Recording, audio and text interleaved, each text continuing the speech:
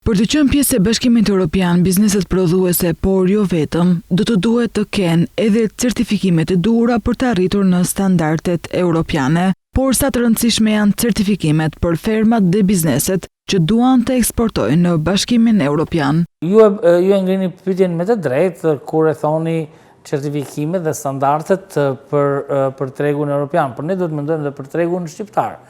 Pra, nëse ligjshmëria të kërkon që ti duhet të kesh një certifikim ASAP-i, siç është në bazën ligjore të ligjit të ushqimit në Shqipëri, je detyruar ta mbash. Nëse ti duhet të mbash ato shënimet që ne i themi që janë pjesë e gjurmshmërisë, pra unë do thoja që në fillim e rëndësishme dhe detyrueshme është ato standardet të cilat ne Bashkimi Evropian na i kërkon, janë ato standardet minimaliste që na kërkon Bashkimi Evropian.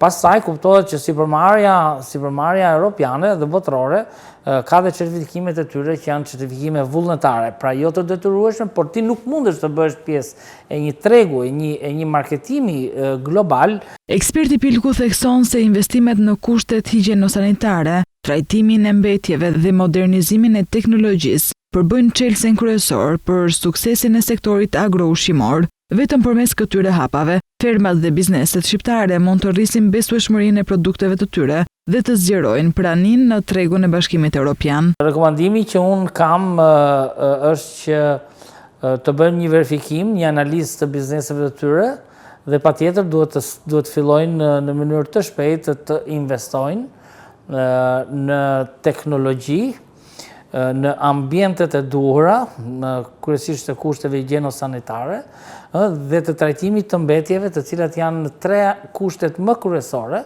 që një produkt ose një kompani dhe një produkt mundet të tregtohet në Bashkimin Evropian.